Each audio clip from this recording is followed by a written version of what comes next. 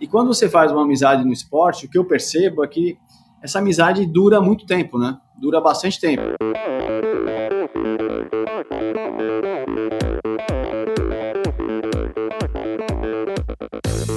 Olá pessoal, aqui quem fala é Renata Falzoni. Olá, eu sou Tim Don. Eu sou Jaque Mourão. Olá, eu sou João Paulo Diniz. Eu sou Adriana Silva. Oi, eu sou Mauro Ribeiro. E esse é o Endorfina Podcast.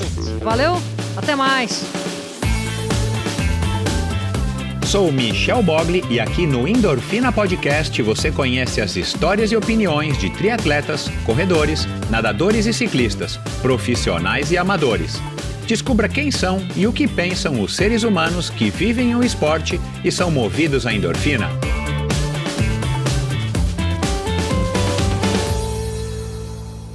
Olá, seja bem-vindo a mais um episódio do Endorfina Podcast. Esse e todos os episódios são editados pela produtora Pulsante. Siga @produtora Pulsante no Instagram. Bom, antes de falar aqui do episódio de hoje com o Fernando Castanho, quero aqui agradecer a todo mundo aí que está repercutindo os últimos episódios. A audiência tem sido muito bacana, a interação com você que tem ouvido e curtido os episódios mais recentes, não somente os mais recentes, mas sempre tem gente descobrindo o Endorfina, isso para mim é um prazer. Mas agora, nos últimos episódios, talvez uma audiência mais nova, um pessoal aí que está descobrindo o Endorfina, tem entrado em contato comigo, principalmente através do Instagram. Então eu quero agradecer a todos vocês que curtiram aí o episódio da semana passada com a Isa Chiappini, o episódio com a Isa Rodrigues faz umas 3 semanas, o episódio com o Rafa Avelar, o episódio com o Zé Pupo, quem mais? Bom, todo mundo aí que está curtindo esses mais recentes episódios do Endorfina Podcast, para mim, com o Beto Lopes, aqui agora lembrei, com o Betão, para mim está sendo um prazer receber novos ouvintes, e se você já é um ouvinte do Endorfina, eu conto sempre com a sua ajuda para estar levando o Endorfina, compartilhando o Endorfina com as pessoas que você acham que vão se interessar pelo conteúdo que os meus convidados têm passado nesses últimos quase que 5 anos. Então, muito obrigado e seja você muito bem-vindo. Se você está chegando hoje aqui, graças ao Fernando Castanho, se você é amigo do Fernando ou do Renato, se você que é irmão do Fernando, ou se você está chegando aqui porque você já leu o livro, ou você tem interesse no livro do Fernando, você vai ouvir uma conversa muito legal com um cara. A história legal do Fernando é a seguinte: ele é um cara comum, como eu, como você, um cara que tem família, um cara que tem trabalho, e um cara que enfrentou aí a pandemia de uma maneira, no mínimo, inusitada, como foi também aqui com o André Koch, que também é um sujeito comum e que acabou correndo aí uns 1.000 quilômetros, acho que em 30 dias, se eu não me engano, na praia, e enfrentou aí a pandemia, acabou criando um negócio. O Fernando, ele já estava se propondo a escrever um livro quando veio a pandemia, um livro sobre a vida dele, os aprendizados que ele teve na vida, uma vida que foi permeada inteirinha pelo esporte. Aliás, esse é o elo, né, que conecta todo mundo que passa aqui pelo Endorfina. E aí o Fernando acabou enfrentando a pandemia nesse meio desse processo, né, de escrever um livro, e acabou mudando um pouco aí a direção do seu livro, e para rechear, ele acabou então se auto-criando, impondo um desafio chamado 500 quilômetros, onde ele teria que nadar 500 quilômetros em um ano, dentro de uma rotina aí de quem tem que trabalhar, tem que pagar boleto. E aí a gente fala sobre isso aqui na nossa conversa, sobre o livro, sobre a pandemia, né, como que a pandemia também afetou ele, afetou a família dele, a importância do esporte na vida dele, na vida de qualquer um, como que ele conseguiu passar através das experiências dele, isso, né, a mensagem dele para o livro. E a gente falou aqui sobre disciplina, sobre planejamento e tantas outras coisas muito bacanas que você lê no livro. Aliás, esse episódio, acho que a gente fala, né, ao longo da conversa, esse episódio não é um substituto do livro, muito pelo contrário, isso aqui é para você conhecer um pouquinho mais o Fernando, para você ficar curioso com as mensagens que ele passou através do livro, e e querer, claro, né, comprar o livro e ler esse livro, que é muito legal, 500 quilômetros em um ano. Então é isso. Não se esqueça, endorfinabr.com é o local onde você, além de poder ouvir todos os episódios do Endorfina, você tem acesso aos links para as redes sociais de cada um dos convidados, você tem acesso a links para outros assuntos que foram mencionados em cada um dos episódios. No caso aqui também do Fernando, você vai ter um link aí direto para poder comprar o livro dele, e lá você tem acesso ao meu perfil no Instagram, lá você tem acesso ao canal no YouTube, onde você vai poder assistir essa conversa, e lá também você assina a newsletter semanal e apoia, se você achar que esse projeto aqui é merecedor de uma contribuição financeira da sua parte. A partir de R$20 por mês você já vai estar fazendo parte desse pequeno círculo de ouvintes aficionados pelo Endorfina, e isso me deixa muito contente, e por isso eu fico extremamente grato a todos os apoiadores do Endorfina Podcast. Tem gente que já está apoiando aí, acho que há 4 anos, então eu fico muito grato a todos vocês que reconhecem aí o valor e têm interesse em fazer parte desse círculo fechado de apoiadores do Endorfina do Podcast. E é isso, vamos lá então para mais uma conversa. Não se esqueça, siga e assine o Endorfina Podcast na sua plataforma preferida de podcasts, porque além de você estar me ajudando, você vai estar ajudando a outras pessoas a estarem descobrindo o Endorfina Podcast, e isso é muito bacana, porque quanto mais gente ouvir as histórias dos meus convidados, mais impacto positivo a gente está tentando criar aí no mundo. É isso, pessoal. Muito obrigado, então, pela audiência. Obrigado aí a todos que estão apoiando o Endorfina. E vamos lá, então, agora para mais um episódio. Afinal de contas, quem é que não gosta de uma boa história? Este paulistano de classe média e seus 2 irmãos passaram parte da infância e adolescência nas piscinas, campos de futebol e alamedas do famoso Esporte Clube Pinheiros. Durante alguns anos, ele também experimentou as emoções de pilotar sua moto em provas de enduro. Cursou administração de empresas, entrou para o mercado de trabalho e eventualmente se afastou dos esportes, porém, nunca por muito tempo. Em 2014, após uma lesão enquanto era faixa marrom de karatê, decidiu voltar à natação.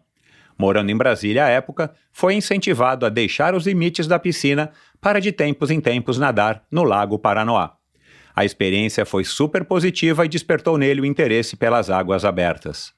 Mudou-se para Florianópolis e teve então todas as condições para se dedicar à sua nova paixão. Treinando bastante e super motivado, decide que em 2020 escreveria um livro para poder passar os aprendizados do esporte e da vida aos seus filhos.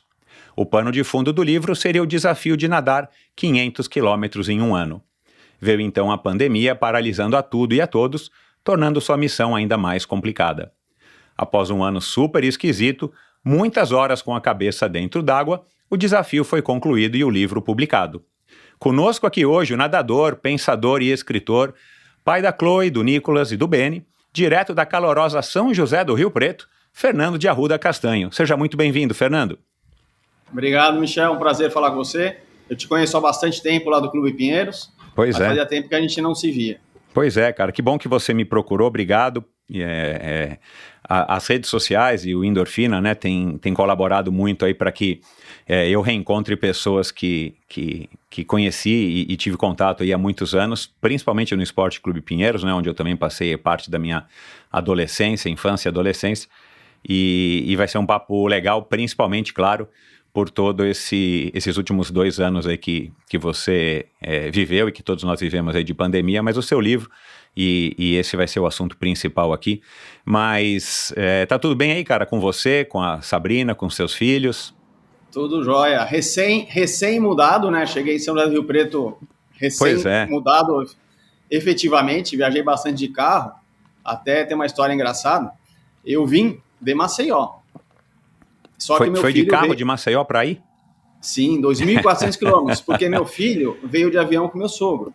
O Beni, o novinho, né? O que mora com você. Isso, o Benício, de 6 anos. Só que no decorrer desse último ano, a minha mulher acabou adotando uma gata. Nós já tínhamos um cachorro e um gato. A minha mulher adotou uma gata. Para que facilitar, você pode complicar, né?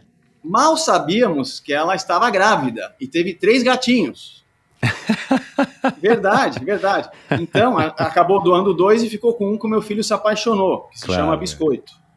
E aí, como que nós iríamos trazer no avião 3 animais? Porque meu sogro veio com uma gata e com meu filho. Aí sobraram 3 animais. Nós não tínhamos como vir, porque só pode ir um adulto por animal, ou um animal por adulto. Exato. E aí não tínhamos como, então viemos de carro.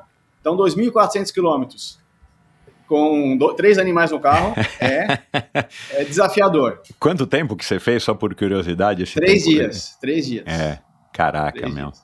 Mas foi bom, fomos parando e... Claro, o duro de viajar pelo Brasil é que nunca é uma viagem muito relaxada, né, cara? As estradas não são legais, a sinalização não é legal, né? Os caminhões são muitos, então não é igual viajar, sei lá, pelos Estados Unidos ou pela Europa, que você pega aí retas intermináveis, que dá praticamente para você dar uma cochilada e curtir o visual, né? Viajar pelo Brasil tem essa questão de que você tem que estar sempre em estado de alerta, né?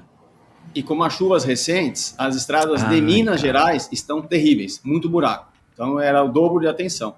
Mas tiveram vários perrengues aí no meio do caminho que isso vai ficar para o próximo livro. Cara, a hora que esse episódio que for ao ar, já vai ter ido ao ar um episódio que eu gravei essa semana com o cara que veio, que atravessou o Brasil pedalando de bicicleta, o Fernando Zogaib. Depois houve, porque coincidentemente você está falando aí de uma viagem de carro de 2.000 e poucos quilômetros, ele viajou 10.162 de bicicleta, cara, e ele mesmo falou, né, assim, é complicado, porque as estradas são mal conservadas. Isso foi em 2019, se eu não me engano. Não, 2020, no mesmo ano que você estava nadando, ele estava pedalando, isso mesmo, vou escutar, com certeza. Ele fez 50 dias, ele bateu o recorde, o melhor tempo na época. Hoje já quebraram o tempo dele, acho que por 7 dias, que é outro cara que eu quero trazer aqui. Mas enfim, esse é um problema, né, cara, do Brasil, essa questão aí da gente não ter uma infraestrutura para quase nada, né, mas assim, a infraestrutura, a malha rodoviária, ela é boa no sentido de que ela alcança aí os confins do Brasil, mas de uma maneira muito precária, né, cara? Infelizmente, né? É verdade. Você conhece a Bovem? Há mais de uma década, a Bovem gerencia projetos e negocia a entrada de novos clientes no mercado livre de energia. Com uma equipe experiente, a Bovem se compromete com os bons resultados, atuando através de escritórios espalhados pelo Brasil. Descubra as vantagens de ser livre e saiba se a sua empresa também pode ingressar neste mercado. Seja livre, fale com a Bovem. Bovem, energia que inspira. Visite bovem.com.br e siga a Bovem no Instagram no @bovem_energia. Bom, vamos lá, vamos para o assunto que interessa, Fernando. E eu já fiz um disclaimer aqui para você, né? Quase que eu te chamei de Renato, né? Que é o teu irmão, que eu tive mais contato, que deve regular a minha idade, né? Você eu sou 69, você é 68 ou 67, e o teu irmão acho que é 68. 70, né? Isso mesmo, Renato é 70. Exato, porque no polo aquático a gente tem esse costume, né? De de reconhecer a pessoa pelo ano de nascimento. É isso aí. Mas enfim, cara, eu já quero começar pelo final aqui, já que na introdução eu já deixei claro aqui pro ouvinte que você decidiu escrever o livro com esse objetivo de passar, né, cara, os seus ensinamentos e tal. Os seus 2 primeiros filhos do primeiro casamento já são praticamente, quer dizer, já são adultos, né, porque 15 e 18, né? Isso. E eu sei, porque eu também tenho uma filha de 22 também do primeiro casamento, né, qualquer divórcio não é fácil, com filhos então fica mais complicado ainda, então mas ao mesmo tempo a gente acompanhar a evolução deles mesmo, passando por um divórcio e tal, é bacana, né? Porque a vida é assim, a vida como é que ela é. E você decide então escrever um livro para poder passar os seus ensinamentos da sua vida e do esporte, já que o esporte esteve e está ligado aí a você de uma maneira tão forte, tão íntima. Sempre. E você, cara, não é, né, assim, pelo teu currículo profissional, você trabalha hoje, quer dizer, já faz muitos anos, né, no mercado aí de grandes magazines de construção, né, na área comercial, de marketing e tal. Não tem nada a ver com alguma coisa parecida com escrever um livro. Não. Cara, escrever um livro é uma coisa que estava na sua cabeça. Seu pai é advogado, não é isso? Meu pai é advogado. Porque advogado normalmente mesmo que não goste de escrever, acaba escrevendo bastante, né? E normalmente escreve Muito. bem, apesar do juridiquês.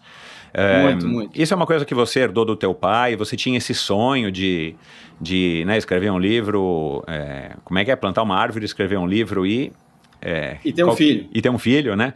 Você já estava aí Isso. com 3, né? Você já disse que plantou algumas árvores lá em Brasília. Lá em Brasília. Mas de onde, cara, que surge a vontade, assim, em você de, cara, vou escrever um livro? Na verdade, eu estava muito empolgado com os treinos lá, eu estava indo bem lá no campeonato catarinense, né? Inclusive, eu estava em terceiro na minha categoria de travessias. Eu estava com patrocínio, digamos assim, do Clube Lira, um clube muito bom em termos de natação, chama Lira Tênis Clube, lá de Florianópolis, e eles pagavam todas as travessias do ano. Legal e aí, demais. Eu comecei indo bem e tal, e estava bem empolgado, treinava 3, 4 vezes por semana, às vezes 5 vezes por semana, aí começava a nadar no mar também, lá que eu peguei gosto por nadar no mar. Vou até ressaltar aqui, tem uma equipe bem bacana que chama Travessias da Ilha, que é um pessoal que se reúne, o organizador é um bombeiro, né, é um salva-vidas, bombeiro militar, e ele é que organiza, vai com bote, a gente vai até uma ilha, ele leva frutas, tal, a gente come banana, come melancia, depois volta. Então, geralmente são percursos de 4 km nadando. Legal, né? E aí eu comecei a tomar gosto por nadar no mar. Mas não deixei treinar na piscina, porque a piscina se aperfeiçoa a técnica, né? Claro, E aí comecei e tal, tava bem empolgado, eu falei pra minha mulher, eu acho que eu vou fazer um desafio, eu vou me desafiar esse ano de nadar 500 km. Bom, 500 km no ano parece fácil, mas para quem trabalha, exato, tem filho pequeno e tal, falar com a Ana Marcela Cunha, ela nada isso aí em 3 meses, né? Mas para quem é normal, quem tem uma rotina, é complicado. Eu sou uma pessoa normal, na época eu estava com 51 anos, né? Eu não tenho pretensão de ser campeão olímpico, nem campeão de travessia, mas até para mostrar que qualquer pessoa consegue fazer isso, se colocar como objetivo, né? E nadar 500 km, bom, se dividir. Eu sou muito, sim, de planilha, né? Então, já peguei 500, dividi por 365 dias, já calculei que dava 1.400 metros por dia. Só que não é todo dia que você nada. Eu tinha muita viagem que eu fazia no interior de Santa Catarina e tal, então eu ficava 2, 3 dias sem nadar. Aí, quando eu voltava, eu nadava 2, 2,5 para compensar. Final de semana, ia fazer travessia, nadava 4, 5 para compensar. E tudo planilhado. Então, tinha meses que eu estava em déficit. E aí, eu corria, nadava bastante para recuperar, diariamente alimentando a planilha. No finalzinho ali do mês, na hora de fazer o acerto aí de contas da família, você ainda fazia o acerto de contas do teu desafio, né, cara? Saber se estava no azul ou no vermelho. Era diariamente, era online. Todo dia que eu nadava, já chegava lá e já... sua mania, cara, eu vou te falar, viu?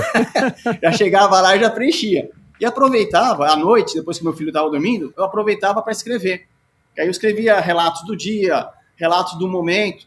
Só que no meio do caminho, eu não iria imaginar. Surgiu a pandemia. No meio do caminho, né, existe aquele ditado, inclusive eu falo aquele poema, inclusive eu falo no livro. No meio do caminho tinha uma pedra no meio do caminho. E aí aconteceu.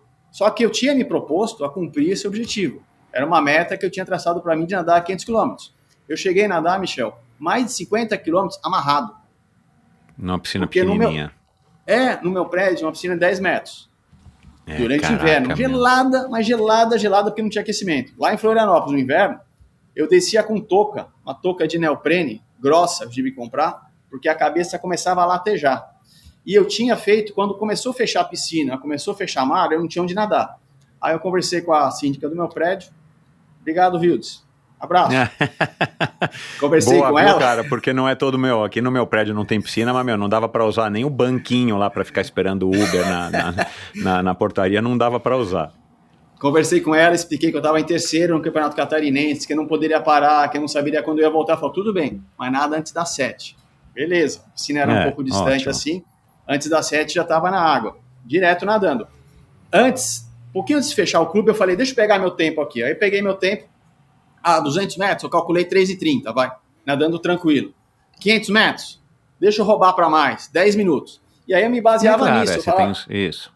Eu apertava o cronômetro, 3,30, espetava o alarme, já nadei 200. E aí eu fazia séries de 200 e séries de 500 na piscina amarrado. Com isso eu consegui me coordenar tal para nadar pelo menos 3, 4 vezes por semana nessa forma. Foi muito bom, porque ficou 2 meses o clube fechado, imagina 2 meses sem nadar. E aí eu tinha esse meu compromisso pessoal, não era com ninguém, era comigo mesmo que eu ia fazer. E aí eu relato isso no livro, é bem bacana também. E tem diversas outras oportunidades de travessias que eu fiz também, que eu relato, diversas ilhas que eu fui nadando e voltei nadando. Tem relatos aí que eu vi um monte de mini arraias, assim, embaixo de mim, que é na Praia do Campeche, lá em Floripa. É uma praia muito bonita, assim, a água é bem cristalina. Pois é. Então, não sei se era a época de reprodução das arraias, então tem um monte de arraia pequenininha, assim, eu nadando por cima. Eu imagino que no começo do ano, ou no final de 2019, quando você começou a matutar isso na tua cabeça, porque você decidiu, de fato, acho que no dia 2 de janeiro dar o início, a 2 de janeiro. Essa trajetória do livro e a natação. Você deveria ter planejado, eu imagino, você deve ter planejado, que você ia participar do campeonato tal, da travessia tal, sei lá, né? Sim. Que iam ser mini metas ou metas intermediárias para te ajudar a cumprir os 500 quilômetros. Quando veio a pandemia, você em nenhum momento pensou, cara, putz, tá tudo tão... Porque hoje a gente fala da pandemia, no passado, embora ela ainda esteja aqui, eu já estou sabendo que inclusive os campeonatos mundiais de natação então estão todos postergados já para 2023, né? Não vai ter nem esse ano. Ouvi agora recentemente o Bruno Fratos falando e a própria Ana Marcela. Mas a gente fala, assim, desse auge da pandemia, quando a gente não sabia o que era, a gente fala no passado. Você não pensou em tipo assim, cara, tudo bem, o que eu nadei e o livro já está começando a ser escrito, eu vou esperar passar a pandemia para voltar a ter uma situação onde eu não precise, nadar amarrado, ou não precise passar... Eu passei 1 ano sem nadar, né? Passei 10 meses sem nadar, porque o clube fechou e eu não tenho piscina no meu prédio, né? Mas, simplesmente, como quase todo mundo fez, né? Tipo, quem podia, falou, cara, deixa eu parar, deixa eu cuidar da minha saúde, da saúde da minha família, e a hora que der eu volto, né? Não passou isso pela tua cabeça de falar, cara, calma, vou dar uma pausa aqui e eu recomeço, sei lá. A gente achou que a pandemia fosse passar em alguns meses, né? A gente imaginou. Mas não passou, viu? Eu sou uma pessoa que gosta muito de desafios, né? Aí eu falei, bom, plano A não dá, deixa eu pensar no plano B e plano C. Então eu já estava pensando como que eu iria fazer. E aí acabou dando certo o plano B, que foi a primeira opção, de nadar amarrado. E sabia que nadar amarrado é uma boa experiência, porque quando você nada amarrado, o próprio balanço da água, que você está nadando no mesmo lugar, gera uma certa instabilidade assim na água, a água não fica lisinha igual uma piscina. Ainda mais uma piscininha pequena, né? Você tem que fazer mais força e você tem que pegar um ritmo bom. E a hora que você puxa a água, você faz bastante força também. Eu senti que depois desses 2 meses nadando, quando eu voltei a nadar, nossa, foi uma satisfação muito grande. Quando eu voltei a nadar na piscina, eu vi que eu estava mais forte. Eu estava mais forte. E eu te falo que psicologicamente foi muito importante para mim nadar durante a pandemia. Porque no livro eu relato, né? Tem vários perrengues aí empresariais também, claro, que ocorreram comigo ao longo do ano 2020, a pandemia. Eu e minha esposa tínhamos 4 lojas de calçados femininos em Florianópolis. E tem uma série de situações econômicas aí que se complicaram. Então, a natação funcionou comigo como uma psicóloga, terapia, né? Isso é. Uma terapia, é isso mesmo. Eu já escutei várias pessoas falando, inclusive nos podcasts, realmente eu sempre precisei praticar um esporte para me desestressar. Exato, e a natação realmente foi muito importante nesse sentido, e ter uma meta foi essencial para conseguir levar um ano de uma forma mais leve. Exato. Por sinal, a minha esposa pegou Covid, meu filho pegou Covid em julho de 2020, eu não peguei. Uau! Depois, recentemente, lá em Maceió, alguns colegas pegaram, nós fomos viajar até Teresina num avião pequeno, cabia 5 pessoas. Das 5, 3 voltaram com Covid. Um avião pequenininho, só cabe 5 pessoas. Aí, na volta, todo mundo foi fazer exame. 3 tinham pego, eu não peguei, um outro colega que já havia pego também no passado não pegou. Então, a natação me ajudou muito a fortalecer meu sistema imunológico, com Sem certeza. dúvida, claro. Bem ou mal, você tomando um solzinho, né, uma radiação UV, isso também ajuda, né? Eu até brinco que a piscina que eu nadava lá em Floripa tinha ozônio, né? O tratamento da água não era cloro, era ozônio. Eu sei. Então, o ozônio também deve ter ajudado a matar... Você é sangue A, tipo A? Sou A mais. Cara, eu também sou A mais. Eu não sei se eu li isso em algum lugar, alguém me falou, mas parece que as pessoas com sangue A, do tipo A, acho que são menos propensas, não sei porquê. Cara, aqui em casa, nós 3 somos A, Nós não pegamos e assim, tipo, a minha filha mais velha veio aqui, ficou abraçando a gente, beijando a minha filha mais nova e tal, não sei o quê. Pai, tô com Covid. Deixa que dizer que você tinha feito o exame. Não pegamos. Aí minha sogra pegou, meu cunhado pegou, cara, abraçando, beijando, pegando, né? Ninguém pegou. Por sorte, agora, na verdade, eu tô até querendo pegar, cara, essa Omicron, claro, né? Que não tenha nenhum sintoma. Eu não sei se eu já tive Covid, eu nunca fiz esse teste, né? Pra saber se eu já tive contato. Mas... Porque, cara, tá todo mundo dizendo agora, no começo de 2022, que a gente invariavelmente vai pegar, né? Vai contrair. Pode ser que a gente sofra mais, sofra menos ou não sofra. Porque, cara, tá uma paranoia, né? Hoje ainda no jornal tá saindo notícia já da Europa, acho que a Israel, sei lá, dando a 4ª dose, a Inglaterra, não sei. E o Brasil já vai também ter isso, quer dizer... Mas vamos lá, cara, deixa o Covid... Agora, me diz uma coisa, O ano de 2020 foi complicado mesmo para todo mundo, né, cara? E não tem como alguém falar que não foi, porque ninguém havia vivido algo, né? Nenhum ser humano vivo, ou quase nenhum, né? Um pequeno percentual de centenários que já tinha passado por alguma coisa parecida, mas via de regra ninguém tinha passado por isso. Você saiu bem disso depois do desafio e, claro, essa empolgação toda do livro, aí vocês se desfizeram das lojas, né? Você começou de novo a trabalhar no mercado desses magazines de construção e tal. Acabou que 2020, entre mortos e feridos, foi um ano bacana para você. Bacana não, mas um ano onde você pelo menos conseguiu se manter são e salvo, né, do Covid. Sim. Foi importante para você esse desafio, né? Foi importante. Eu senti que eu saí mais fortalecido. Uhum. Até no livro, é um livro que, na verdade, eu nunca vi um livro assim, tá? Eu escrevi sem saber também. No meu livro, tem vários QR Codes relacionados a músicas que expressavam os sentimentos que eu sentia no decorrer do livro. Que é a tua lista do Spotify do livro. Então, são 38 músicas. A primeira, eu me senti exatamente na canção do Raul Seixas, O Dia que a Terra Parou. Porque quando tudo foi bloqueado, quando tudo foi bloqueado em fevereiro, lá em Floripa, foi lá pelo dia 20 de fevereiro, foi tudo bloqueado, não podia nem sair na rua. Eu estava no meu condomínio, que era um condomínio legal, que tinha quadra de futebol, tinha piscina, tinha um pomar. Mesmo assim, eu me senti bloqueado o dia em que a Terra parou. Aí eu falei, essa música é legal, essa música tem a ver com o que eu estou sentindo no momento. Aí eu escrevi ela, na verdade eu copiei a letra dela, tá no livro, e tem o QR Code para quem quiser clicar e ouvir. E tem diversas músicas, como eu gosto muito de escutar música e prestar atenção na letra. Uhum. Então eu falo inglês, tal, assim que eu terminei a faculdade, eu estudei um tempinho na Inglaterra, então eu capto bem toda a letra das músicas. E aí tinha várias músicas, tem até uma música que tem uma música em italiano, que relata momentos da pandemia. Então, para quem viveu a pandemia, todos nós vivemos, vai ser bem bacana recordar, escutar as músicas, que vai te remeter a uns sentimentos aí relacionados ao ano 2020, que foi um ano totalmente fora da caixa, né? Um ano que ninguém nunca viveu isso e nem o crash da Bolsa de 1930 nos Estados Unidos foi tão impactante como... Não, tem um documentário no Netflix, foi ao ar no ano passado, não me recordo, mas foi gravado durante 2020, logo perceberam lá os cinegrafistas e tal que daria para fazer um filme legal.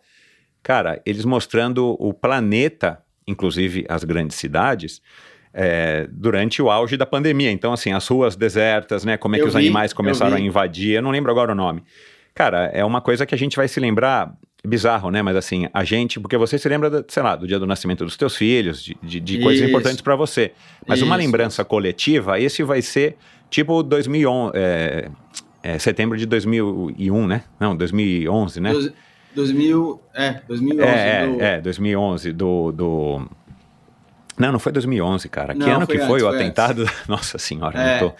Enfim, 2001. Eu sei que foi 11 de setembro. Não, 11 de setembro, de 2001, foi 2001. Isso, porque foi logo depois enfim, minha filha era novinha e ainda teve aquela história do ano 2000 que o mundo ia acabar, que ia ter o bug do milênio, lembra, meu? Aí, de repente, em setembro, o mundo para...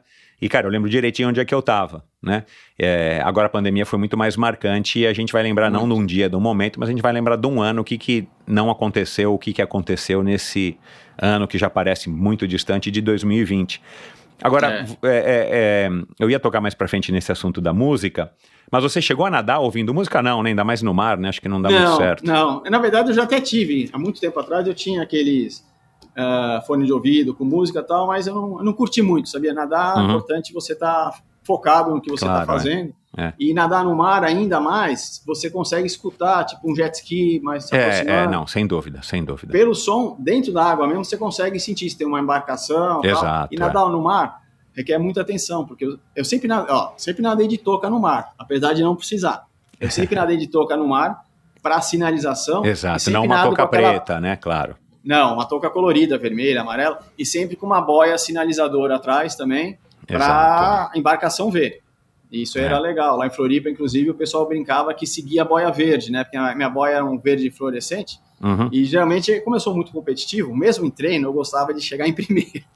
E aí o pessoal brincava que seguia a boia verde.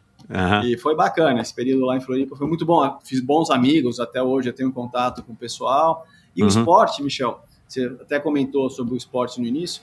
O esporte, eu acho que tem essa capacidade de unir bem as pessoas, porque você tá lá ralando, às vezes sofrendo assim fisicamente junto, tudo isso acaba unindo as pessoas, né? E quando você faz uma amizade no esporte, o que eu percebo é que essa amizade dura muito tempo, né? Dura bastante tempo.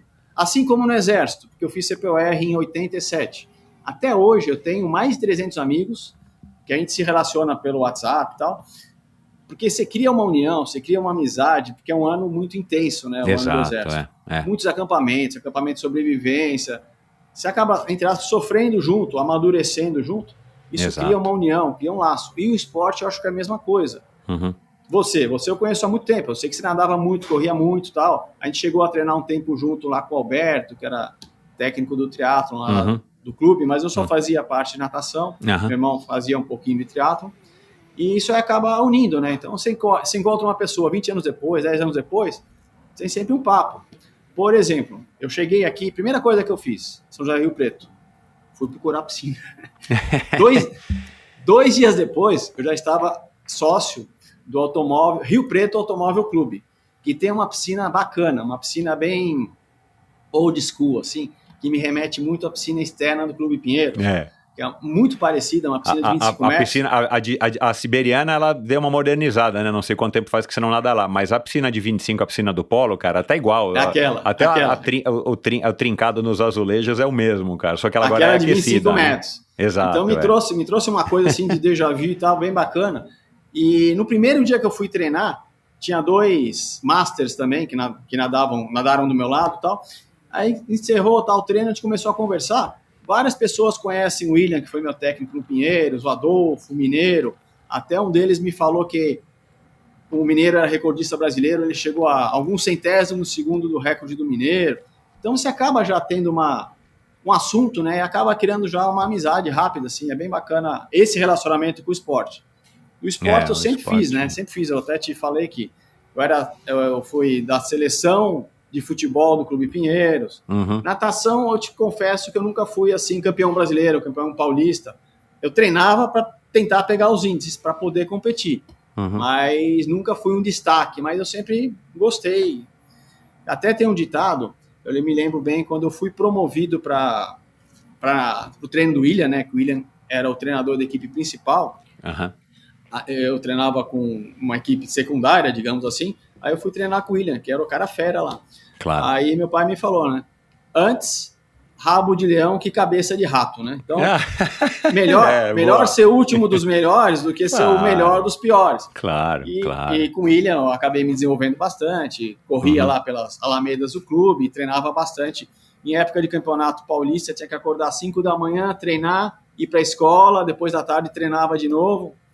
Mas eu sempre gostei de esporte e me faz falta se eu não faço nada. Claro, a gente acaba se acostumando, mas de certa maneira até viciando, né, cara, nessa sensação que por mais que às vezes você não esteja necessariamente com aquela vontade de cair na piscina ou sair para pedalar, correr ou para academia, aquela sensação depois, quando você está voltando para casa, voltando para o trabalho, quando você vai, né, sai do chuveiro e vai para casa dormir, cara, é uma sensação que não tem preço. E claro, né, a gente gosta dessa sensação e acaba querendo vivenciar isso, enfim, por muitas e muitas vezes. Agora, falando de natação propriamente dito, você falou aí da tua infância e adolescência na natação lá no clube, a tua preocupação hoje, é claro, não é mais desempenho. Você estava tendo um desempenho ok no campeonato catarinense, a hora que você já se empolgou e tal, né? Acho que você estava em terceiro lugar no campeonato, a hora que parou tudo por causa da pandemia.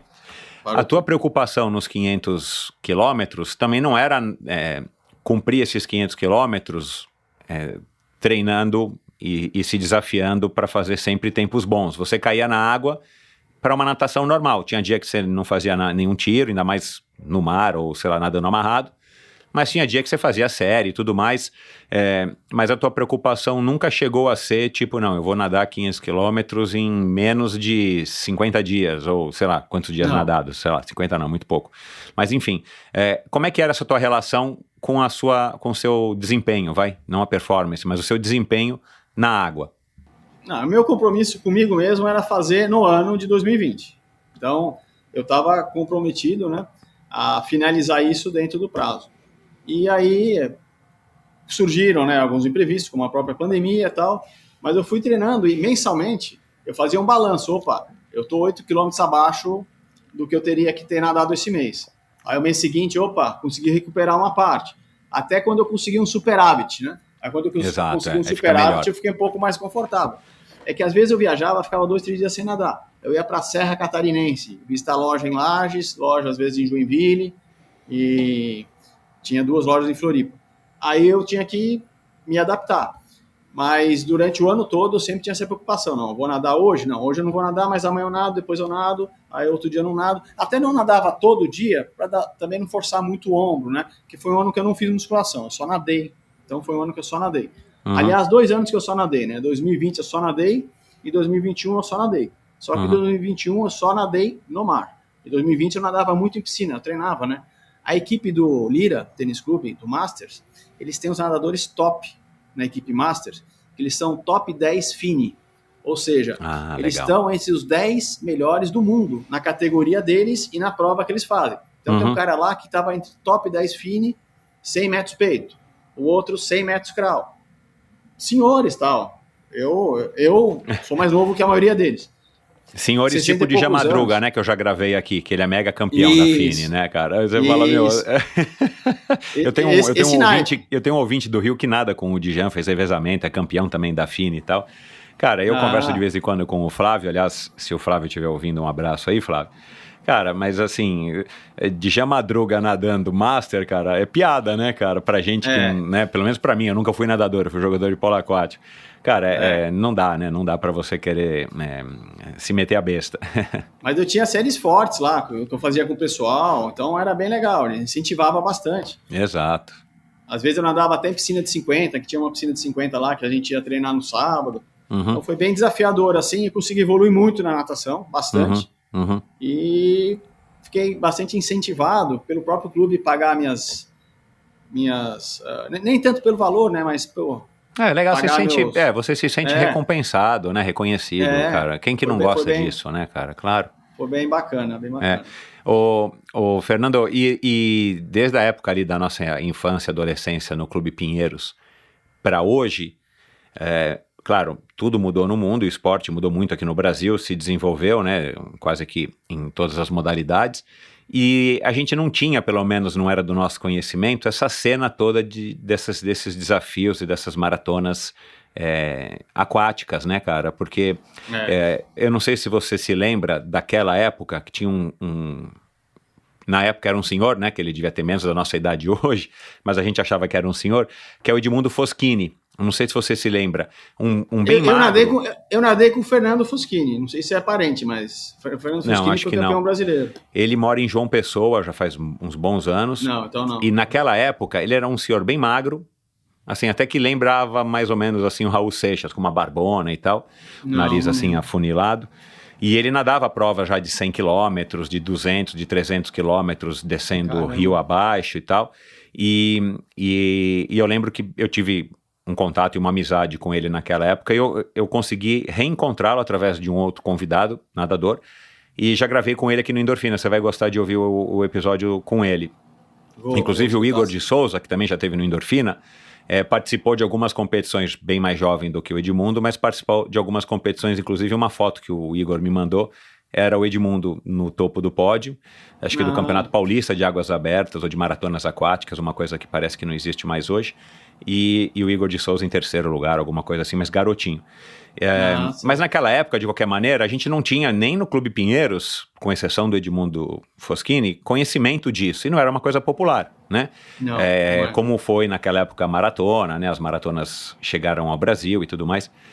Cara, hoje em dia isso é um fenômeno, né? Tem a maratona, o Igor mesmo de Souza organiza não sei quantas provas aí do campeonato de maratonas aquáticas, tem a Poliana Okimoto e tem Volta da Ilha do Mel e tem, né, o Thiago Rebolo, que você disse que ouviu aí agora recentemente o episódio, Leme ao Pontal e tudo mais. Cara, é um cenário super fértil como é o da corrida e como está se tornando do ciclismo. Então, surge, pelo que eu tenho percebido, cada vez mais pessoas tipo você, que se reencontram na natação, que já tiveram contato, que já sabem nadar, que não tem o problema de nadar no mar, e de repente, cara, você encontra um terreno super fértil para desenvolver a tua saúde, a tua qualidade de vida, o teu lazer, uma viagem, né? Você consegue associar. Você já está pensando nisso, por exemplo, para 2022, para 2023, de você começar a se desafiar até em desafios mais longos do que 3, 4, 5 quilômetros? Sim, eu já estou pensando em fazer alguma coisa de 10 e já estou procurando aqui uma equipe em São José do Rio Preto que faça travessias também, já estou me inteirando aí com o pessoal. Ontem eu nadei de novo mais 2.000 e acabei conhecendo um cara que é técnico também, acabei trocando o telefone, ele vai me indicar uns grupos, mas a minha ideia é assim, e eu tenho, né, como sonho, ainda é um sonho, uma travessia lá da Inglaterra, né? Igual da França até a Inglaterra. Né? A famosa lá que o Thiago Rebolo fez. Isso. Tem um sonho, sei que é muito difícil, eu teria que ter um patrocínio para poder me dedicar, tal, mas tem um sonho em fazer essa. Quem sabe um dia fazer uma do Leme ao Pontal também, mas eu tenho vontade e ambição de fazer alguns desafios maiores. Eu até brinquei com a minha mulher, se eu tiver um patrocínio, vou fazer um nível de 1.000 quilômetros nadando. Não de 500 quilômetros, mas fazer de 1.000, porque é possível, mas você tem que dedicar muito tempo, né? Aí tem uma média de nadar 3 quilômetros por dia. Aí tem dia que você não nada, tem que nadar 5. Aí trabalhando o dia inteiro, com o filho pequeno. É um desafio muito mais ousado do que mais do que o dobro do que os 500 quilômetros, sem dúvida. Né? Muito mais ousado, mas aí já precisaria me dedicar de uma forma mais profissional. Mas realmente o Canal da Mancha é um sonho que está guardado. Inclusive eu falo disso no livro, eu acabei pesquisando. Além do Thiago, tem um outro amigo que eu acabei fazendo virtualmente, ainda não conheço ele pessoalmente, que é o Alan. O Alan Viana. Alan Viana, vou gravar com ele, já estamos agendados agora, não sei para quando. Ele vai fazer agora, hein? Esse ano ele vai fazer sempre naquela janela, acho que é junho, julho, não sei. Isso, ele vai fazer lá no Canal da Mancha. Ele foi adiado, era para ele ter feito em 2020, foi adiado devido à pandemia, ele vai fazer. Exato. Então, tenho essa vontade. Tudo bem a idade, mas a idade eu acho que não é tanto problema. Uma coisa que eu sinto, eu não me sinto com 53 anos. Realmente eu não me sinto. Eu acho que o esporte também traz isso, né? Eu acho que você ganha pelo menos uns 20% aí de qualidade de tempo de vida, porque eu me acho com 35 anos, falando sério. Eu não me sinto. Fisicamente assim, fisicamente, bem. Mas principalmente psicologicamente, né, cara? Eu acho que o esporte, de alguma maneira, tem esse efeito na pessoa, e eu me considero também, só que eu já estou ao contrário, o meu corpo eu já acho que é mais de 55, 60, mas a minha cabeça, eu tô com umas dorzinhas agora aqui do lado que estão me chateando, cara, mas a minha cabeça, cara, não sei se de 35, mas é uma cabeça de 40 e pouco, e eu acho que esse é o grande barato do esporte, né, cara? E aí, o que eu queria voltar e ouvir da tua experiência, já que você, o Renato e o teu irmão foram sócios do clube, são sócios do clube. Eduardo, né? Isso. Ele é advogado, não é isso? Ele é advogado. Ele seguiu a carreira do teu pai. E o Renato é um cinegrafista, cameraman, piloto aventureiro, né? Ele era um rostinho bonitinho, carimbado ali da AXN, cara. Que pena que aquele canal... Aliás, o AXN não acabou, né? Mas ele migrou para um canal, sei lá, normal, né? De séries e filmes e tudo mais. Mas vamos lá. Cara, como o Esporte Clube Pinheiros, cara, é um oásis, né, cara, pra gente que tem e teve essa oportunidade de ter contato, né, cara? Porque eu tô experimentando isso com a minha filha, com a minha mulher atual, com amigos, pessoas que eu já trouxe aqui pro Endorfina, que são atletas do Clube Pinheiros, e que foram atletas e que fizeram carreira no clube. Cara, como o Clube Pinheiros é de fato... E o Paineiras deve ser igual, o Paulistano e outros clubes aí pelo Nordeste ou pelo Brasil inteiro, aí no sul do país ou aí no interior. Mas como você fazer parte de um clube que favoreça o esporte, que tem essa atmosfera, e aí o Pinheiros talvez seja, né, um destaque aí a nível brasileiro, até mundial, nesse sentido, como faz a diferença, né, cara? Porque é aquela história, você tá até meio desanimado, mas você vai pro clube, cara. O dia eu fui nadar às 6 horas da manhã, porque tava chovendo, e eu não gosto de nadar muito cedo. Mas estava chovendo, não ia dar para pedalar, e eu falei, cara, quer saber, eu vou lá pro clube nadar. Aí você vai, né, cara, com aquele jeito meio assim, tava friozinho e tal. Cara, você chega lá, cara, tipo, eu tive que dividir raia às 6h15 da manhã, né? E não com os nadadores mega super powers que estão nadando para competir no Maria Lenk. Com pessoas comuns, nadando bem ou mal, ou rápido ou devagar, mas, cara, pessoas que estão lá e que tiveram a mesma ideia que eu. Então, assim, isso já te favorece. Aí você vai subindo na piscina e você começa a ouvir as braçadas e até apito da professora que dá aula lá pros Masters. O próprio cheiro, né, da piscina já... Cara, você fala, que preguiça, acabou a preguiça aqui na hora, vou nadar. E é isso aí, né, cara? Aí você sai da piscina com aquela sensação de endorfina, que é uma maravilha, né, cara?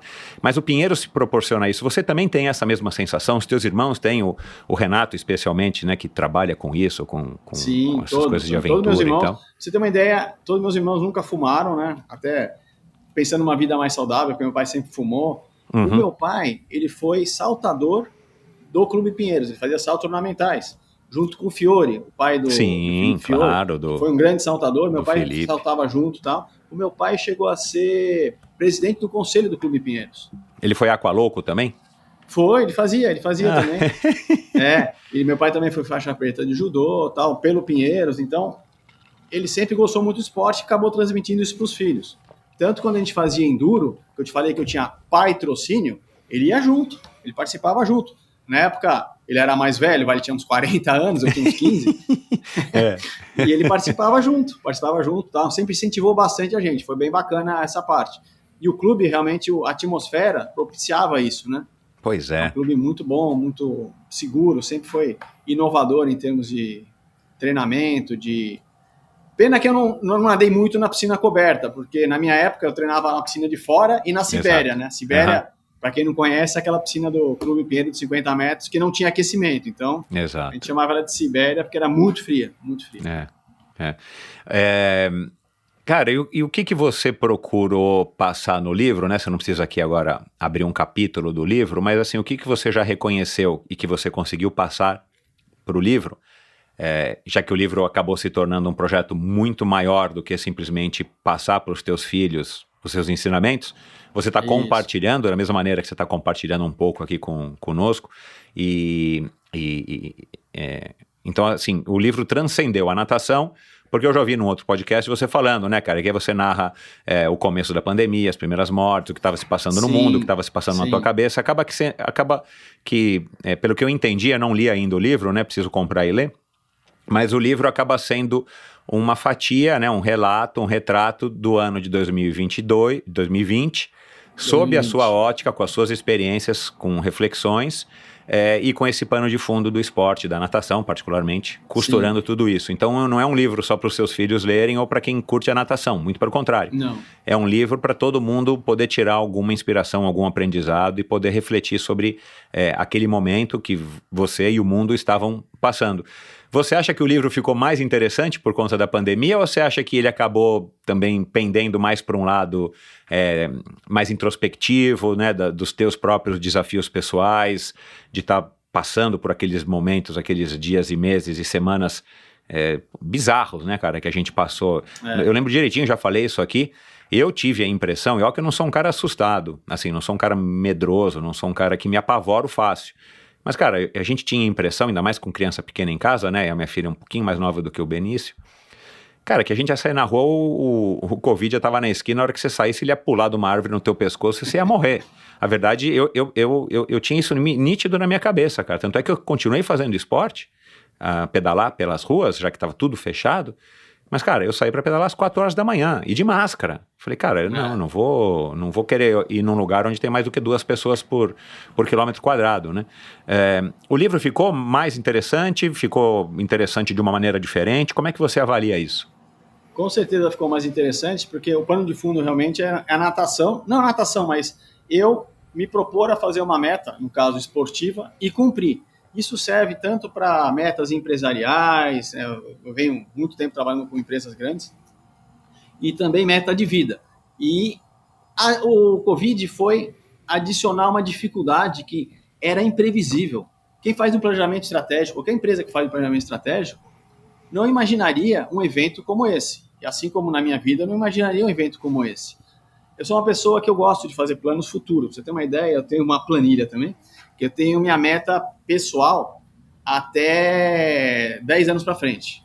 Por quê? Eu trabalhei muito tempo isso em empresas, né? Então eu fazia para empresas planejamento de 5, 10 anos. Falei, bom, por que eu não faço para mim?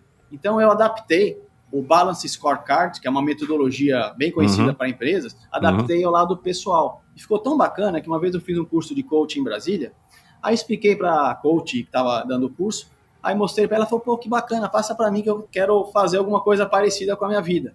Que aí eu dividi as 4 dimensões, pensando no meu lado pessoal, né?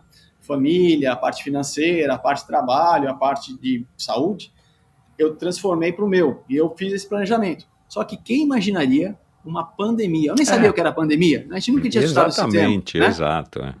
E aí, o bacana do livro é que eu consegui cumprir, até com 15 dias de antecedência, até antes... eu ia perguntar.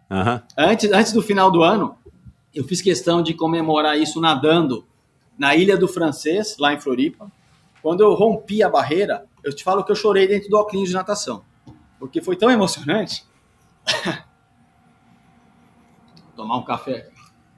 Foi tão emocionante, porque eu rompi os 500 quilômetros nadando lá em Floripa, em volta da Ilha do Francês, que é um lugar que eu treinava bastante, né?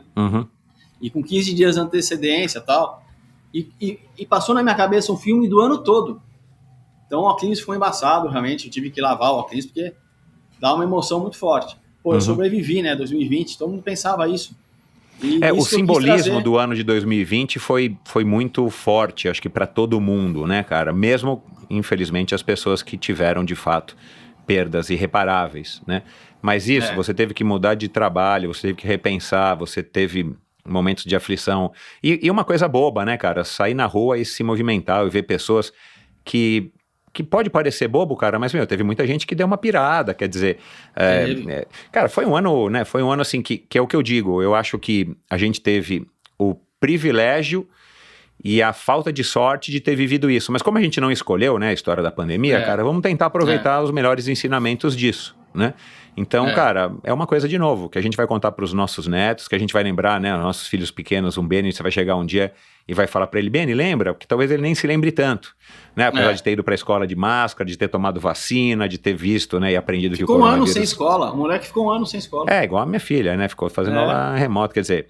Então, assim, foi marcante para todo mundo, né, cara? É um ano que, de fato... E que eu achei legal, cara, dessa tua história, é porque você se propôs a um desafio antes... E com todos os desafios da nossa vida, um desafio que era, entre aspas, um luxo seu, né? Porque era mais alguma coisa que você ia fazer em 2020, um ano normal. Não que o desafio seria fácil, mas assim, ia ser mais alguma coisa, mais um lance na tua vida.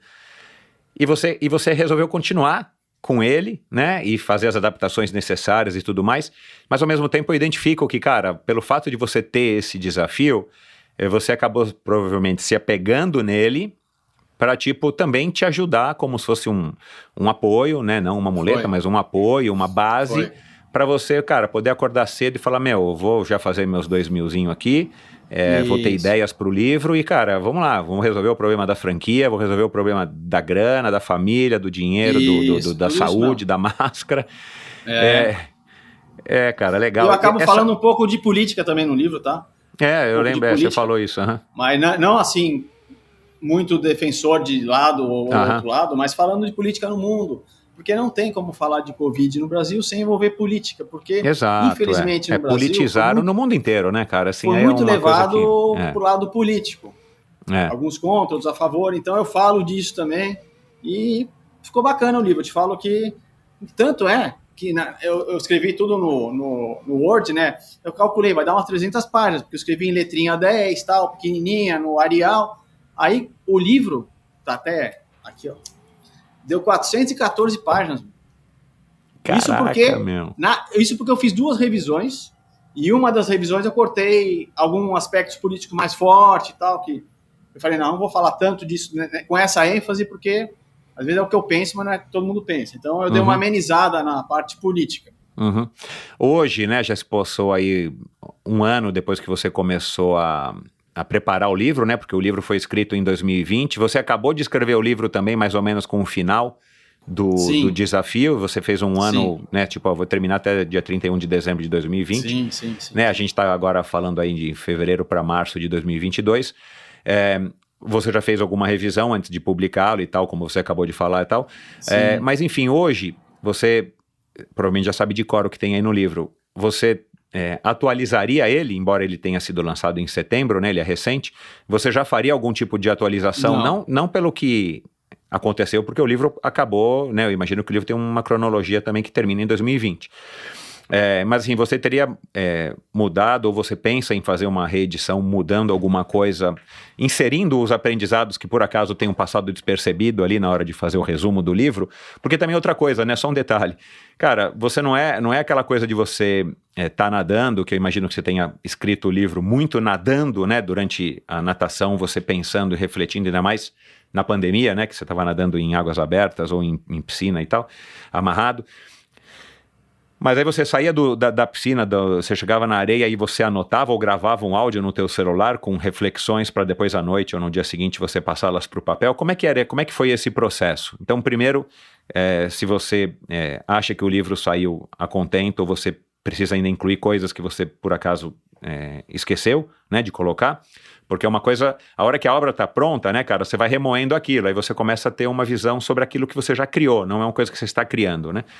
E depois isso, como é que era o processo, cara, de você juntar todas as ideias e colocar no papel a hora que você estava nadando? Eu imagino que você estava pensando muito nisso.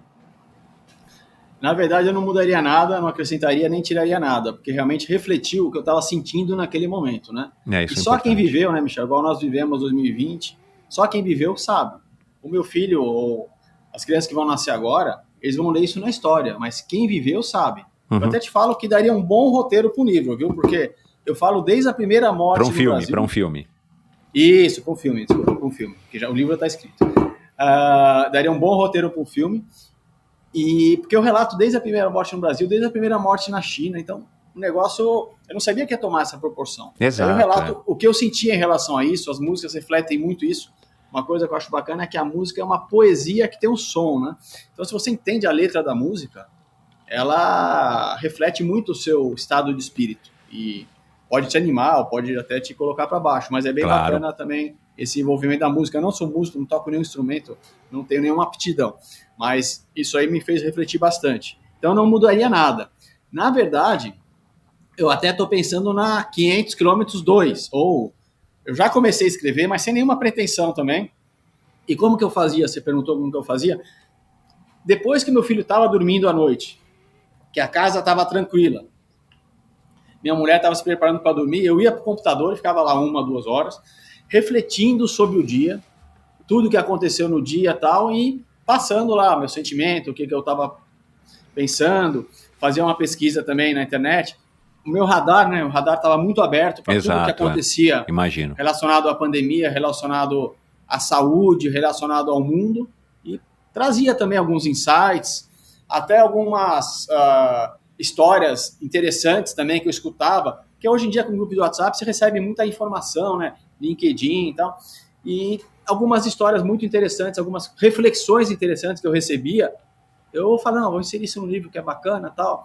Isso aqui para os meus filhos vai ser bom, e para quem lê também vai ser bom, porque no meio do livro eu já estava pensando em já editar para não só para os meus filhos, para quem quisesse ler. Inclusive você, faço questão de te mandar um depois, e você me passa um ato com o seu endereço aí, que vou te mandar um para você ler sim. Por favor. Obrigado, cara. Obrigado. Você consegue identificar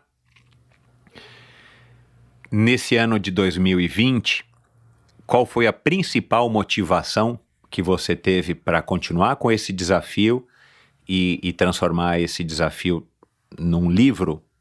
Teve alguma motivação assim que era recorrente, sabe? Que voltava à tua cabeça, porque de novo, né, cara? Tudo isso que você falou agora, a gente recebia muita informação enfim, até no Endorfina, cara, dá para perceber. As primeiras 4 semanas de pandemia, a audiência caiu, porque, cara, e mesmo eu, cara, a gente ficava ligado na televisão de novo, esperando ver se o bicho do Covid ia abrir a porta da tua casa e ia pular no teu pescoço. Mas depois você começa a ver aquelas notícias, você vai ficando meio deprê e tudo mais, fala, calma, né? E os psicólogos recomendando, cara, não fica vendo notícia do Covid o dia inteiro e tudo mais. Quer dizer, a gente teve muita distração para esse lado, né? Quer dizer, tendeu muito mais a balança para o peso do Covid e toda a desgraça e essa nossa apreensão.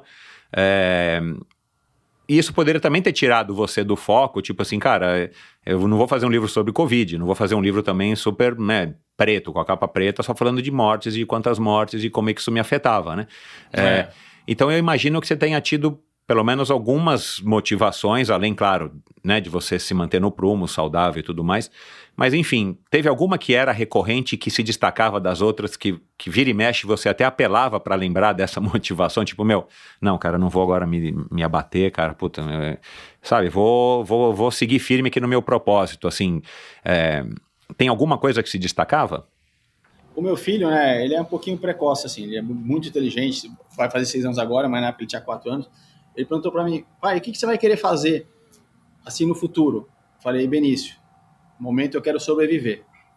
Então eu estou pensando em sobreviver, tanto financeiramente como em termos de saúde, realmente sobreviver fisicamente, né? E aí isso que me motivava, porque eu sabia que a natação me fazia bem, tanto psicologicamente como para a saúde. Tanto que eu passei assim imune, né? Não tive nada. E é uma forma de colocar a cabeça em ordem. Por exemplo, teve uma vez que eu acabei discutindo pelo WhatsApp com a minha mulher e tal, aí eu fui nadar. Aí eu falei, não vou responder para ela agora. Aí fui nadar, aí fiz meu treino e tal. Aí depois, quando eu respondi para ela, eu respondi de uma forma totalmente diferente que eu responderia se eu tivesse respondido no ato da emoção, né? Porque como a gente era sócio também, é muito complicado ser sócio da mulher. E aí a gente era sócio, tinha opiniões totalmente divergentes sobre o negócio. E aí provavelmente por conta da pandemia, né? Assim, foi um estresse a mais. Também ela viveu a pandemia, quer dizer, né? Ninguém estava numa situação normal de temperatura e pressão. Aí eu falei, não vou responder agora. Fui lá, nadei. Aí respondi de uma outra forma totalmente diferente. Então, essa endorfina que entra, né? Eu falo até da endorfina propriamente dita, eu falo no livro também, que eu acabei pesquisando também como que afeta o cérebro. Então é um livro que relata bastante coisa diferente. Não é só natação, não é só para quem gosta de esporte. É para quem tem uma meta de vida, quem quer ter uma meta de vida, quem quer se planejar, cumprir um objetivo, vale a pena. Porque eu mostro muito organização, como que você se planeja para isso, até alguns relatos e experiências em empresas também, como que você faz para atingir uma meta empresarial, né? Não só focado no esporte, mas o esporte também traduz muito bem isso, né? E essa correlação que muitos também já falaram aqui no Endorfina, já é meio que sabido também, já é um terreno aí bem trilhado, do paralelo da vida corporativa com a vida esportiva, né? Mesmo que você não seja um atleta, nunca tenha sido um atleta profissional. A gente encontra, enfim, intersecções muito nítidas, né, cara? Que uma acaba apoiando a outra e normalmente o esporte acaba incentivando a vida, quer dizer, passando ensinamentos e reforçando virtudes para a vida corporativa. Eu imagino que isso aí também tenha pautado bastante a tua carreira até agora, né, cara? O fato de você ter tido essa base esportiva que começou com a natação, futebol, né? Karatê, né? O karatê também me ajudou bastante, porque às vezes você ia lutar com faixa preta, você sabia que o cara era menor que você, sabia que o cara podia te bater forte, né? Então você tinha que estar muito focado e não apanhar, não era nem bater, né? Não apanhar. E eu já lutei, né? Assim, não que eu competi, mas eu já lutei com 2 campeões mundiais e com outro que era o mestre lá da academia, que ele tinha feito um desafio de 100 lutas. Imagina, o cara, ele é faixa preta e lutou com 100 faixas pretas na sequência. E sobreviveu. Caraca, meu. É um desafio que tem no Japão só. O cara saiu moído, ele ficou uma semana no hospital depois, mas ele conseguiu.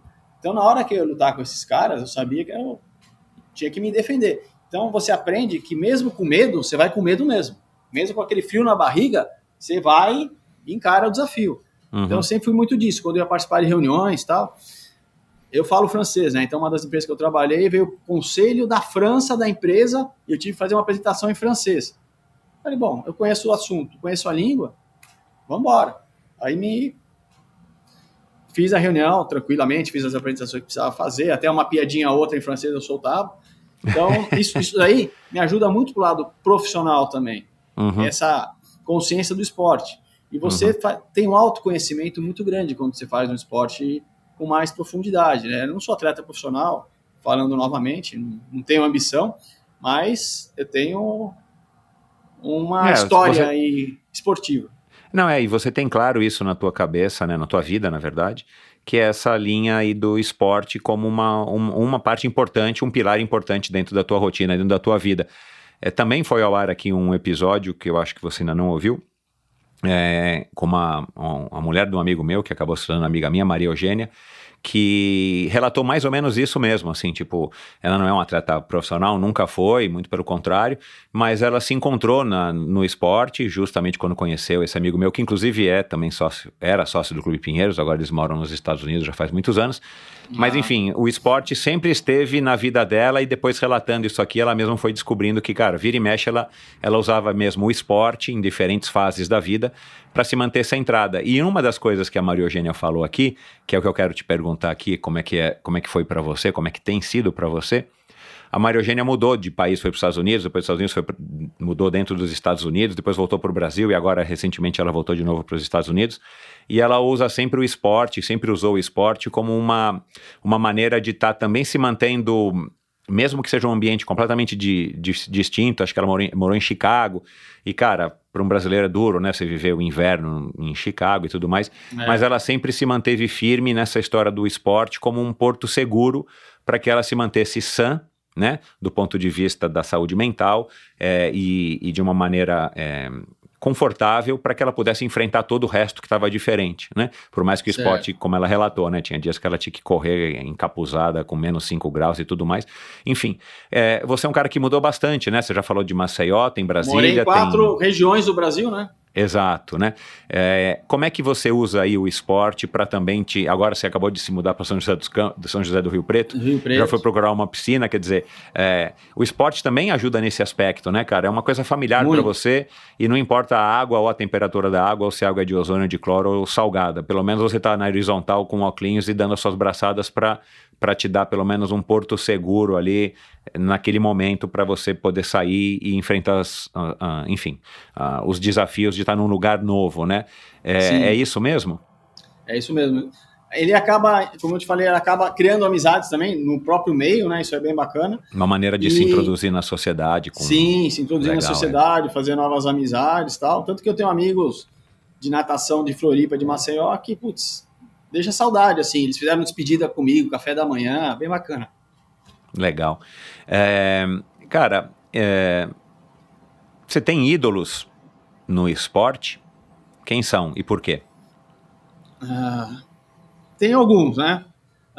Eu participei, quando era moleque, eu fazia motocross, né? E participei de uma prova que foi muito bacana. O Renato também participou, meu irmão menor também participou.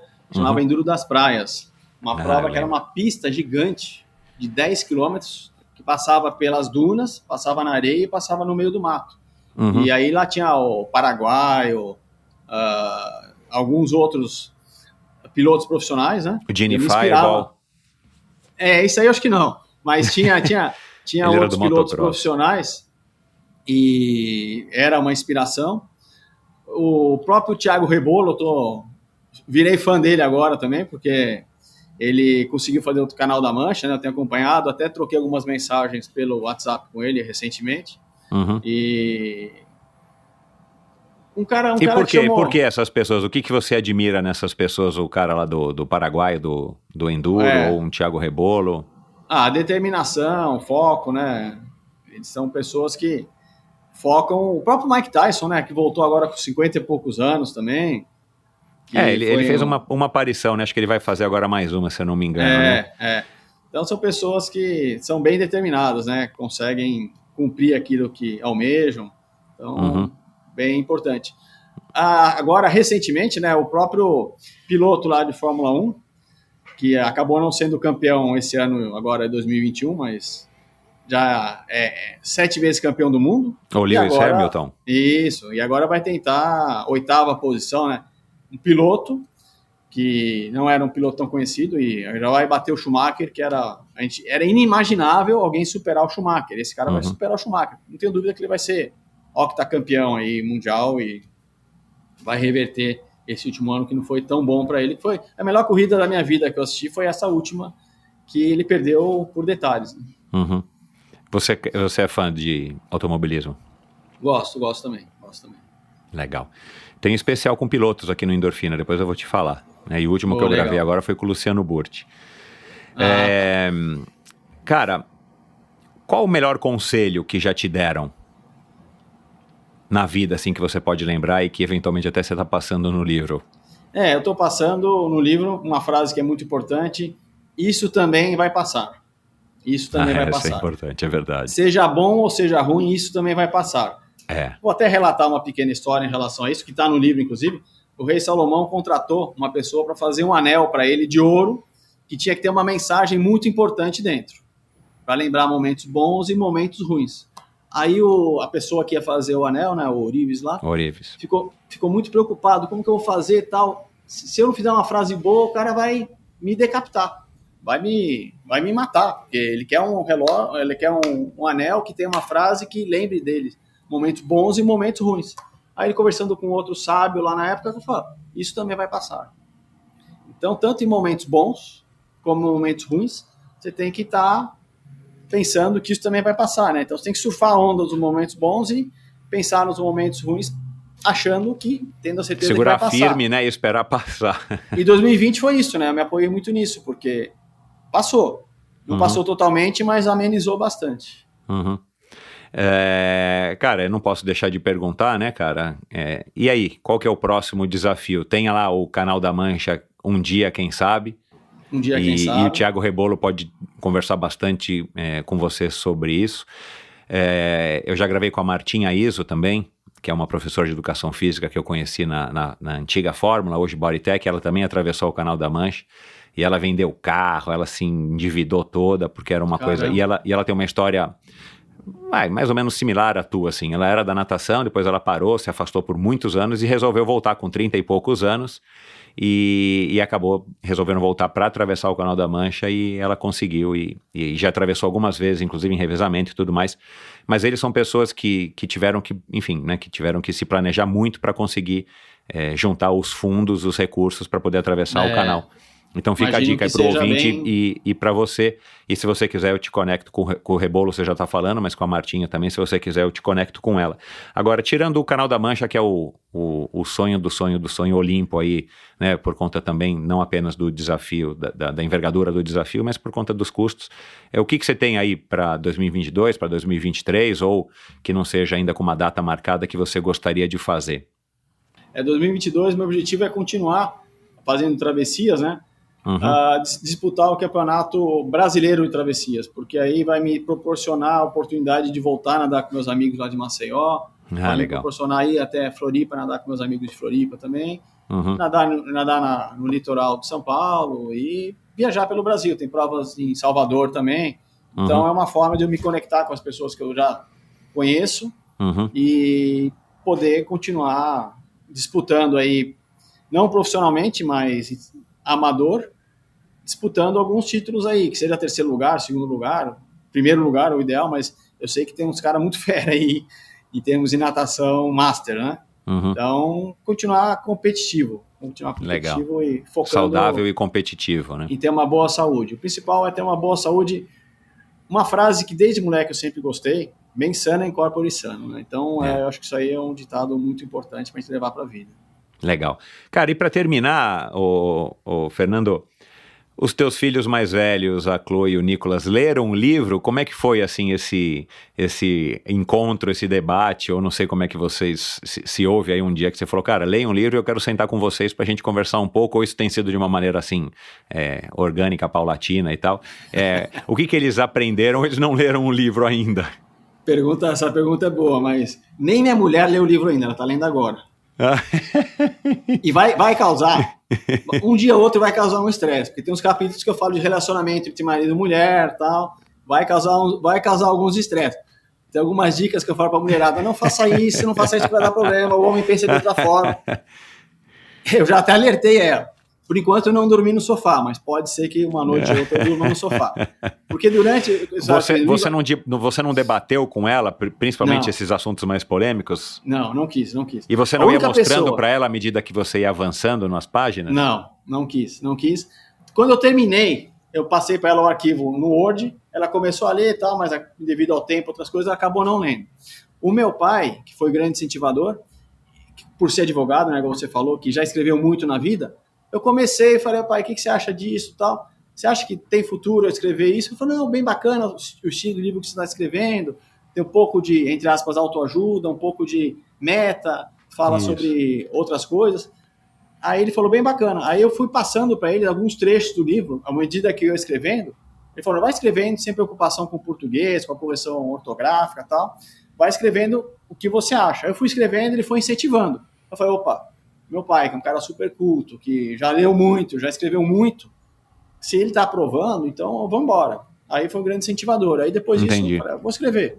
Uhum. Pode ser que critiquem, pode ser que elogiem, mas na verdade isso aí não vai me afetar. Eu escrevi realmente pensando no que eu estava sentindo na época. Uhum. Essa sensação, né, a hora que você pegou ali o livro, de fato, não o boneco, não sei como é que chama, mas a hora que você pegou o livro impresso na mão e você viu que você já estava lá com não sei quantas cópias para você mandar para a família e para você vender e tudo mais, como é que foi, cara, essa sensação? Também foi emocionante, assim, você vê as tuas palavras, os teus pensamentos impressos ali e agora, né, vão para o vento, vão para o mundo? Bem emocionante, porque a partir de agora qualquer pessoa pode ler, né? Uhum. Bem emocionante. Tanto é que aqui de São José do Rio Preto faz 2 dias que eu despachei pro meu pai o livro, que ele não tinha recebido também. E aí agora... Caramba, meu. Então tá tudo assim, tá tudo fresquinho. Tá tudo fresquinho. Apesar agora do livro ter sido lançado em setembro.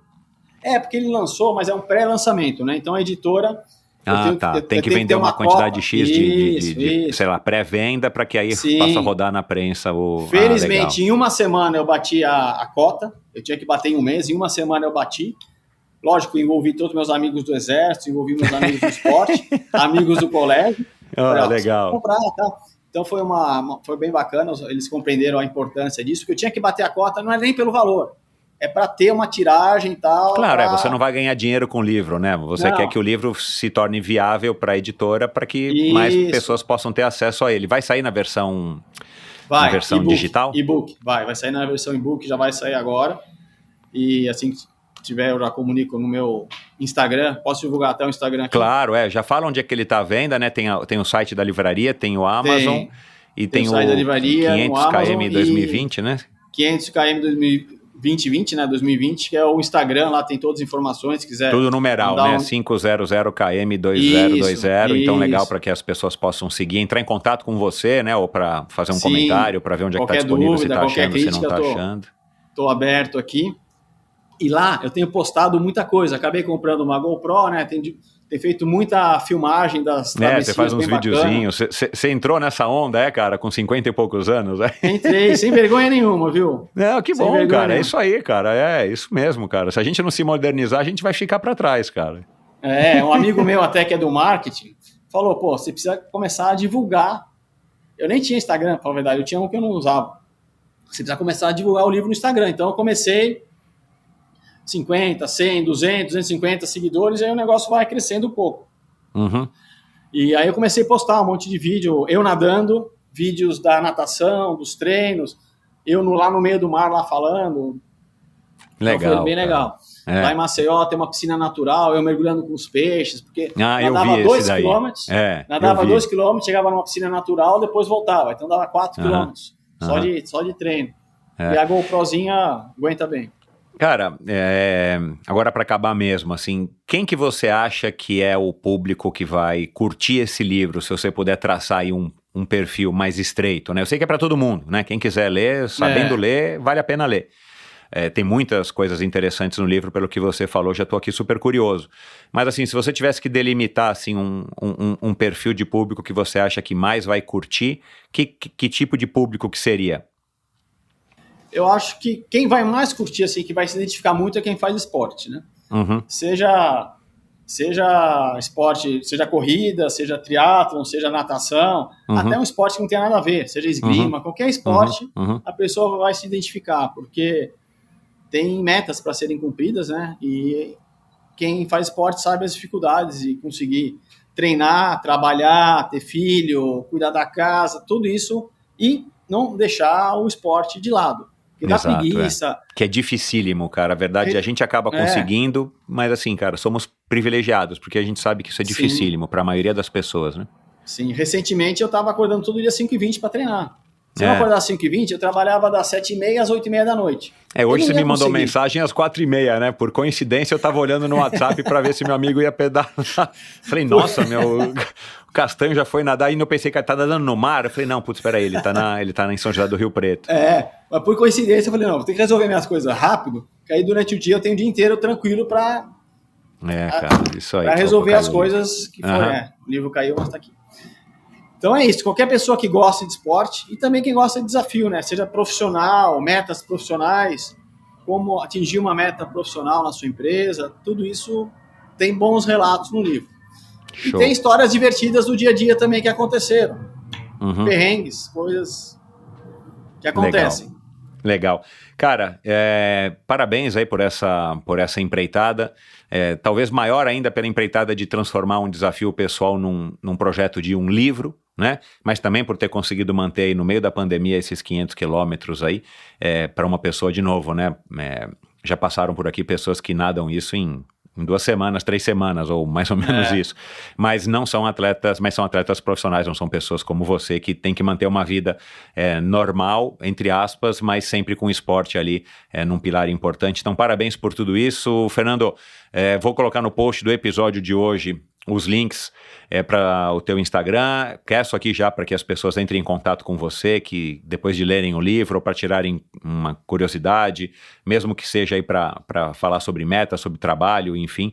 E é isso, cara. Obrigado por toda a tua colaboração aí em ter topado participar do Endorfina, e pode ter certeza que depois desse episódio aqui você vai ter mais seguidores e mais fãs, e tomara, pessoal, vamos comprar o livro aí do Renato, do Fernando, eu falei que eu ia falar Renato em algum momento, do Fernando, para a gente poder ir aprender aí um pouquinho mais, muito mais, aliás, além do que a gente já aprendeu e se inspirou aqui nessa conversa rápida, né, com o Fernando. Cara, é isso. Um abraço para você, cara. Boa sorte. E se você, ou quando, né? Se não, porque eu já estou entendendo aqui que você vai ter, sim, um desafio muito em breve aí, seja uns 1.000, ou o que quer que seja. Sim. Ou quando você tiver já angariado fundos pro seu canal da Mancha, se você quiser vir aqui contar como é que tá sendo a trajetória e depois voltar para contar como é que foi, cara, vai ser um prazer te receber aqui, cara. E quando vier a São Paulo, avisa, né? A gente se encontra lá no clube. Certeza. Não sei se eu tô nadando no teu ritmo, mas eu vou tentar. A gente vai dar uma nadadinha lá na piscina do Poli. Só os agradecimentos, né, para não ficar mal na fita depois. Agradecer minha esposa por ter acompanhado esse projeto todo, Sabrina. Agradecer os meus filhos, o Benício principalmente, que com 4 anos de idade, enquanto ele não tinha aula, eu ia treinar, ele ficava lá na arquibancada do clube brincando, levava carrinho, levava um monte de brinquedinho e tal, ele ficava lá. Às vezes eu tinha que sair correndo da piscina para levá-lo no banheiro, voltava, caía de novo, continuava nadando. Olha lá, a vida como é que ela é, pessoal. Não tem... Isso é pandemia, não tinha aula. Exato, sem aula. Cara. Então Exato. Tudo isso, mas mesmo assim superei. Obrigado ao meu pai, que foi o grande incentivador. Corrigiu até inicialmente do livro, tal, alguma coisa. E é isso, obrigado a você pela oportunidade. Bacana, cara. Um abraço e um bom restinho aí de semana para você, Fernando. Valeu. Obrigado, valeu. Um abraço. E é isso, muito obrigado pela sua audiência. Espero que vocês tenham curtido essa conversa aqui hoje com o Fernando Castanho.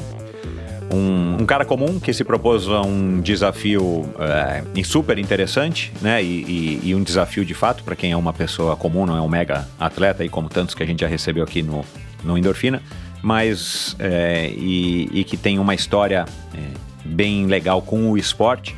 como teve a Maria Eugênia, né, que foi ao ar agora aí no comecinho do ano, no mês de... Maria Eugênia foi no mês de fevereiro, né, se eu não me engano isso, no meio de fevereiro.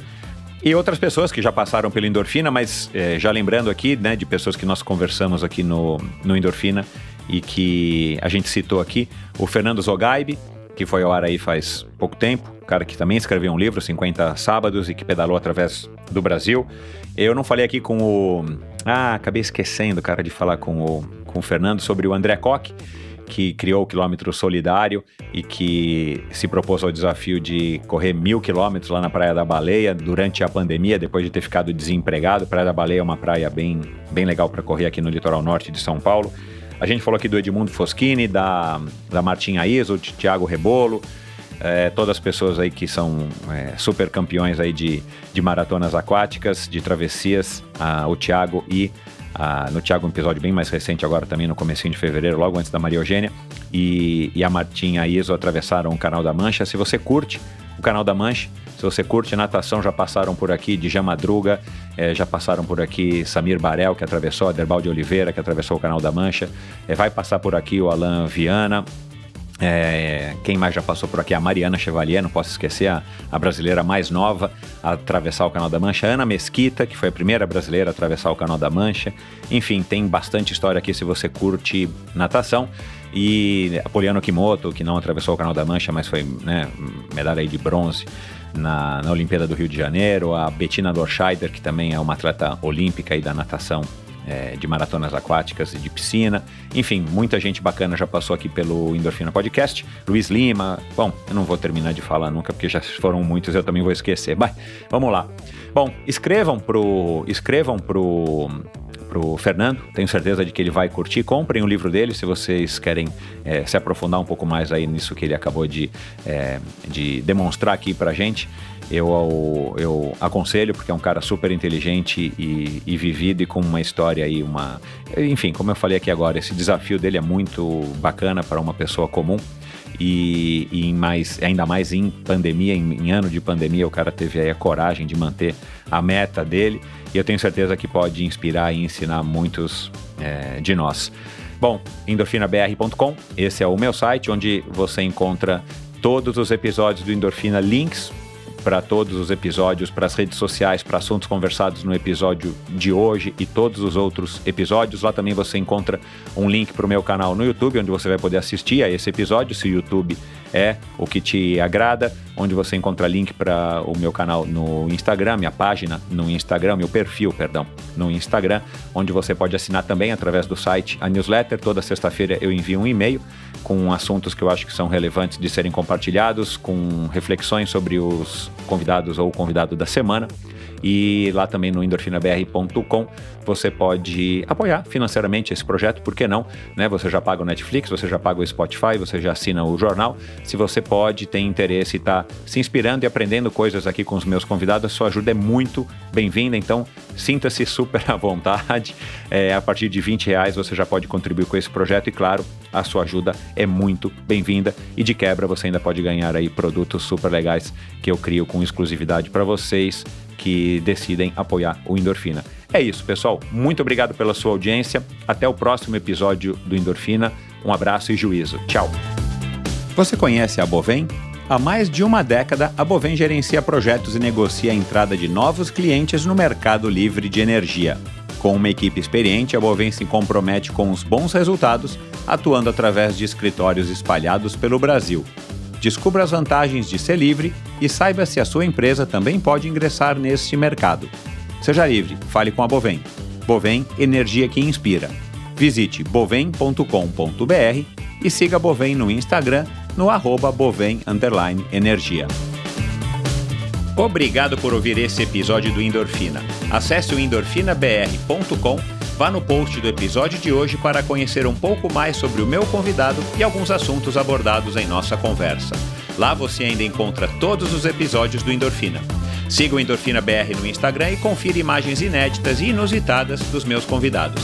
Participe enviando comentários e sugestões.